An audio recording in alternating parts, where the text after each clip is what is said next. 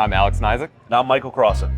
So we're coming to you from the floor of the 2023 New York Auto Show, where we've been able to see what's going on right now in the car world and maybe even what might be coming in the future. So let's get right into it. Got lots to cover. Really, when we were talking about it earlier, about how we're going to do this podcast, we identified a few themes here. So we have muscle cars, believe it or not. Yeah. Trucks, no surprise, and EVs, the focus of the show. Right.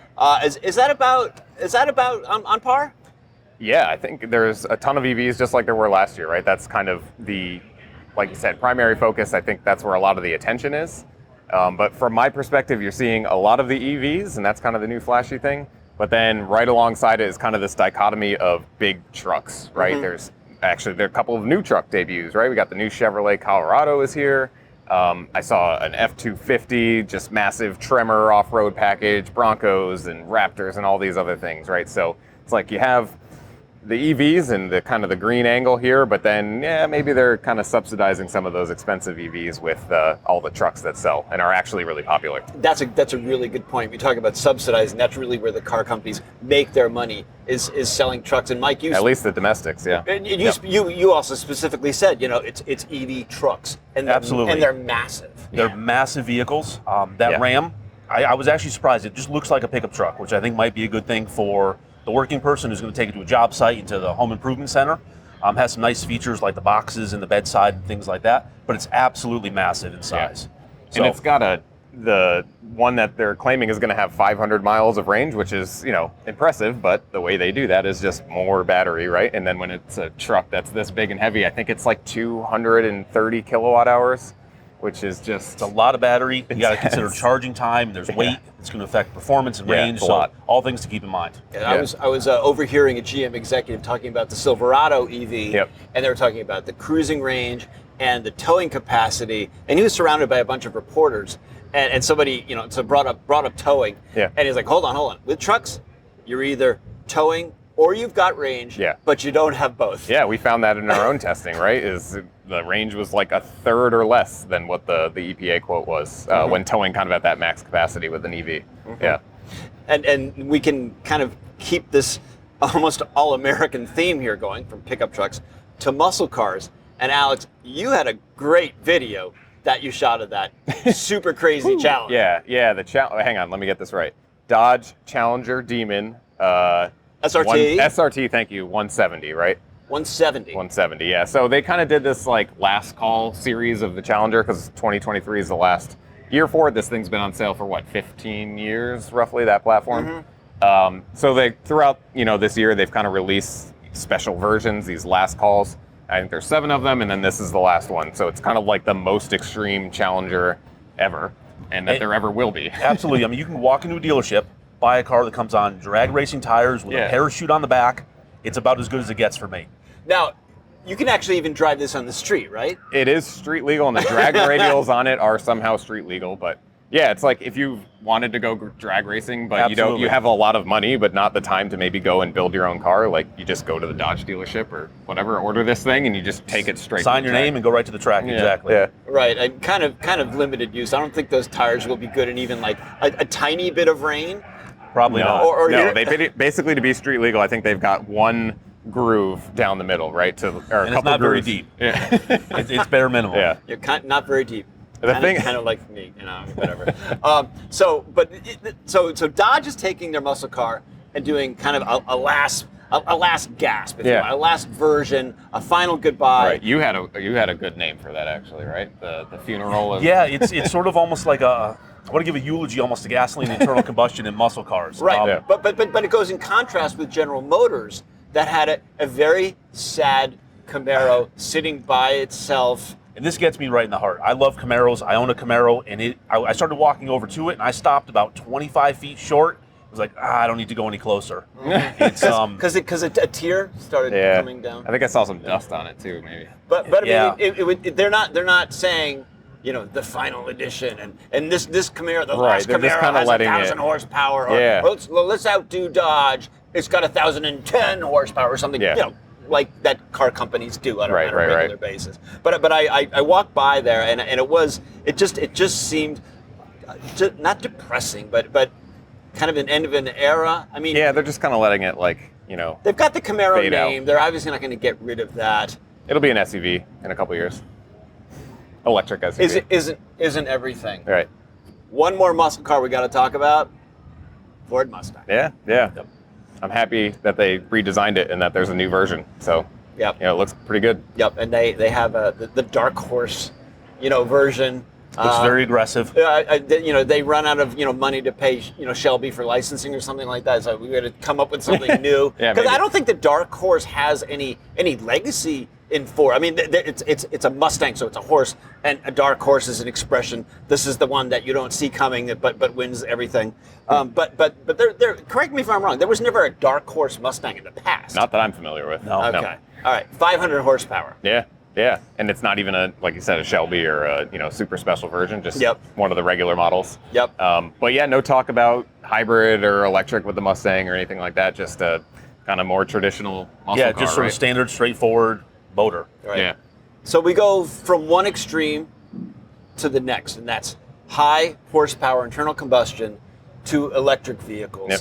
And we certainly saw our fair share that weren't pickup trucks. Mm-hmm. Yeah. Absolutely. There's vehicles of all sizes and configurations, and some new technology, some increased battery size, increased power, and things like that. Manufacturers, I think, are starting to maybe figure this out a little bit more. They're maturing a little bit with their electric vehicle lines, and we're just refining their designs and the things that customers like in cars, controls and things like that. At least we hope so. Maybe they hopefully are things that we like as well. In some cases, physical buttons, increased range, things like that. And from all shapes and sizes. There was the Blazer EV, which isn't a big, massive vehicle. Actually, seeing that in person for the first time, it actually looks way cooler than I expected. It's like really long and kind of sleek and It's low definitely roof more line. station wagon than looks SUV. like a station wagon and with it, giant it wheels. sort of stands out on its stand over there. It looks It's really pretty cool. sharp. Yeah. And then we can go to the Kia EV9. Yeah, probably one of the more important vehicles here, in my opinion. And we were talking about this earlier. It's like, let me see if I can get this right. It's the first family-friendly 3-row EV SUV, not from a luxury manufacturer. Super producer Dave Abrams didn't think I could get that out, but I did get it. That was nice. out. Nice job. Pretty smooth. Yeah, except for when does luxury, just because it says Kia on it, but then it costs $70,000. I mean, they haven't released pricing, but let's be honest. These EVs are expensive. Let's be honest. That's the best line of the whole show. Let's be honest.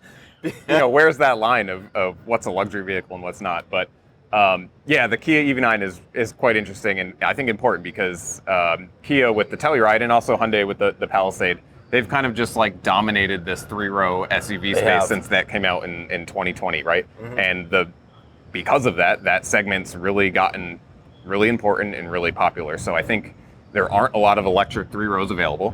Mm-hmm. And they kind of have this reputation now that they really own this 3-row mid-size family SUV space. So I think they kind of have to crush it. And it looks really good. And what I'm seeing on paper, obviously we haven't driven it yet. We will when we buy our own. But about a 300 mile range, which is really pretty competitive. Mm-hmm. And lots of family friendly features. I was crawling around it yesterday. I mean, 6 or 7 row seating. Yeah, the usual. Lots of charge ports in the back. The seats that are really super adjustable for parents and child safety seats. Rear climate controls, things like that families are actually getting used to in their SUVs and their minivans and stuff like that. Right. So Kia obviously has done their homework when it comes to this, and not just dazzling them with tech. Although during the EV9 press conference, the one of the company officials said, and we've done away with most buttons and physical switches and stuff like that, which made me just laugh out loud. And I'm surrounded by all these other journalists. They kind of looked at me like, "What are you laughing at?" And as I got into the vehicle, there are a few. Right. Some of the climate buttons are hard physical buttons. Some of the basic like temperature. Easy to get to. There is kind of a big thumb wheel to do volume, and then of course you've got pretty straightforward steering wheel controls, which I use all the time anyway. So, but we don't know. We'll have to see Consumer Reports. we really don't like to go into a center screen to adjust the seat's lumbar or something crazy like that. Yeah, right. Some stuff that should be accessible more easily while driving. Right, or you're in a Rivian and you want to change the flow of the air in the air conditioning vents, and you have to go into the center screen for that. So hopefully it won't be as obtuse as some manufacturers. But that's definitely going to be on Consumer Reports' radar to buy one and test one, kind of see how it all pans out. But Kia is positioning themselves really well. I think so, and it was cool actually being here last year because they had the EV9 concept car here, this big kind of blue, boxy, really sleek SUV. So they kind of foreshadowed it with that. Now we have the production version here. Looks actually really similar in a lot of ways. Yeah. I think it looks better in some ways, but super similar. But I don't think we saw many other concepts here, right? Right, and that brings up a good point because Alex, you worked in industry, you understand, a concept car at an auto show is kind of tipping their hat to what may come in the future. Usually, yeah. And not many here in New York. No, I think there was a lot of pressure in the last couple of years to play your EV hand, right, and show your cards, and I think that's why you have GM showing models that aren't coming out until the end of 2024 or 2025, these things, right? So they kind of were like, all right, well, here's everything we're working on because we have to say that we're involved with EVs and we have plans. So now, a couple years later, it's like, well, we're just focusing on building those things and getting them out, so we're maybe not going to show any more concepts because we have to kind of get what we showed already out there. So that's my theory anyway. We'll see. But yeah, there really aren't that many concept cars here. No, absolutely. This is my first auto show with Consumer Reports, and everything that I got to touch and sit in and play around with felt like a real car. Yeah. So one way I was happy about that because I got to kind of get a preview of what they're going to be like when we get them.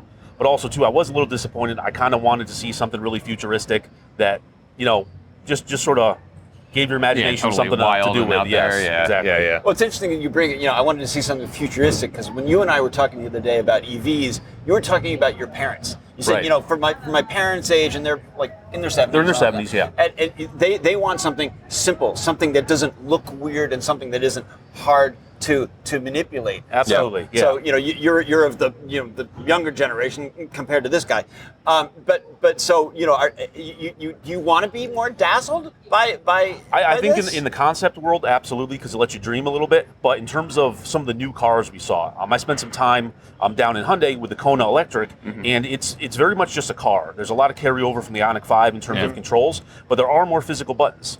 There is a touchscreen, kind of similar to the Hyundai Ioniq 5, but there are buttons for both infotainment and for HVAC. Yeah. And I think for a lot of customers and drivers, they're going to appreciate that. If you're coming out of a car that's maybe 6, 8, 10 years old, you might like to go into electric, but you just want a car. You want to be able to get in it and be familiar. You don't want to have to read hundreds of pages of an owner's manual, watch a bunch of maybe YouTube videos on how to do things in the car. Yeah. You have things to do. You got to go to a doctor. You got to go to the grocery store. You just need to use your vehicle. Yeah. Right. And I think, along those lines, make the EVs just a little more normal. Yeah. Might allow them to sell a few more of them and bring that, whatever that 5% of the market, start to push that number up a little bit. I think the Equinox EV looks promising. I was just going to bring that up. Yeah. Not only the price, they say starting around $30,000. So let's see what that actually is. I'm sorry. What did you say before about the EV9? Let's be honest. Let's be honest. Yeah. Right. Yeah. There's an asterisk on some of these things. But that isn't new. That's not a new tactic for car companies. I mean, before there were EVs, you can get into one of these new cars for $19,000. Right. Of course. But when the average EV is like $50,000, saying that it could be $30,000 and have usable range, and it looks not like something super cheap, has some merit. But we'll see what that actually. I was glad to see the Equinox price of starting around 30. I'm sure that the Kona EV starts around 35-ish, and Okay. it's going to push it up to about 45, maybe 46, depending on what you choose. That's so still expensive. Well, but when people are shopping for a new car, I mean, price is almost always at or near the top of their concerns. Absolutely. So for seeing some of these EVs not being so stratospherically priced, Right. like the stuff from Mercedes or Lucid, or we talked about Rivian, these prices are just the technology is awesome. The styling sometimes can be wow. Yeah. But the pricing is insane. Right. Yeah, and they had the doors open to that Equinox EV, and they didn't really let you kind of get in there and actually sit in it, but just kind of peeking in, it looked fairly conventional with the layout and the controls, and we'll see. But to your point about kind of just being approachable and transportation that happens to be electric, it seemed to maybe fall into that realm. Other highlights that we saw? Corvette E-Ray is here. Yeah, the E-Ray is cool. Awesome. It's wide, kind of like the Z06, which the Z06 was sort of adjacent to it, so it was kind of neat to see the two together. 345 rear tires. I was going to say, you talked about the rear tires. Steamroller, yes. Absolutely massive. Carbon wheels, carbon brakes. It's going to be a riot, I think. Big V8 motor, electric motor driving the front wheels, so more grip probably than any Corvette ever. So we're talking about the muscle cars previously, kind of a sports car, but just because things are sort of transitioning to hybrid EV, there's a lot of performance to be had with that car. I think it's kind of cool too that it's like it's $100,000 car, but it's a simple hybrid. Yeah. We got to dial. We got to get back to reality. Yeah, $105,000 actually, but it's simple in the fact that you don't have to plug it in, and there's only one electric motor on the front wheels. It's not like the NSX where they've got all this 3 motors and crazy torque vectoring and all these things, right? Like it's more straightforward, which I don't know. We'll see how that pans out, but it's kind of interesting. Because what the standard Corvette doesn't have is enough power, right? No, it's pretty slow. Yeah, you can always use more power. Yeah, I was very underwhelmed. Anything else? I mean, the E-Ray was kind of a big one. The TRAX is actually quite interesting because there aren't too many just cars here, right? That aren't EVs. So I thought the TRAX, and you got some time in there. I did. It's 3-cylinder, turbocharged, regular 6-speed automatic transmission, front-wheel drive only, and it's just sort of entry-level inside, lots of plastic surfaces and things, but it did have a leather-wrapped steering wheel, which was really nice, because, I mean, you spend all your time holding on to that. Yep. That's worth a lot, in my opinion. Heated steering wheel. Yeah. I probably already said buttons, but it had buttons. A decent size. I think it grew 3 inches in length or 12 inches overall, 3 inches in the second row. So pretty good space back there, maybe a little extra cargo space in the rear too. So they very well could have a winner. It's, again, in that $30,000 range, depending on what trim level, there's like 5 or 6 different trims you can get. So kind of something for everybody, depending on what you're looking for there. But what about the Grand Highlander? Absolutely. So we own the regular Highlander, and the Grand Highlander is out now. Got to spend some time with it. It is bigger, taller, wider, bigger in every dimension. Third row is much better in this Grand version. I can fit back there even a couple of inches of room to spare between my legs and the seat in front of me. Whereas the one that we currently own, I'm not sitting back there for any more than 5 minutes. The big news is 3 motor options. You have the standard 2 motors, 4-cylinder, then the hybrid version, but we also have the bigger hybrid motor, 362 horsepower. That's coming from the Crown, so it's kind of borrowed from another Toyota platform. And it'll give you 5,000 pounds of towing capacity as well. So this is kind of a really good family hauler. Seats for 7, you could maybe tow a boat. Toyota claims you could put 7 carry-on bags in the back as well. So 7 people, 7 bags, kind of makes sense. All right. 7 carry-ons, not 7 steamer trunks. That's right. Yeah, so it's limited, but, everybody can take a little something with them. But I mean, just like Jeep got bigger with their Grand Cherokee the L, and then the Wagoneer, and the Grand Wagoneer. It almost is funny that Toyota took this long to make a bigger Highlander. Yeah, I mean that third row, you got back there, and we just got the pilot at the track and everything, and like kind of these third rows are getting a lot more impressive than what the current existing Highlander, the non-Grand version, kind of offers. So it's nice that they're and there's some stuff back there. There's cup holders, there's USB ports and things like that. So you're not just sort of held captive back there away from everybody else, or at least if you are, I guess you can charge your phone and maybe watch us on YouTube or call for help. Yeah. Trust me, my kids are plugged in. They're not held captive. They're not even paying attention to anything. They don't even know where they are. Exactly. It doesn't really matter. All right, so let's get into the stuff that really, I don't want to say moved us, but when you go to a car show, there are certain vehicles that, that night, maybe when you're having dinner, you wake up in the morning, you're still thinking about like that one car. What was that one car that stuck with you?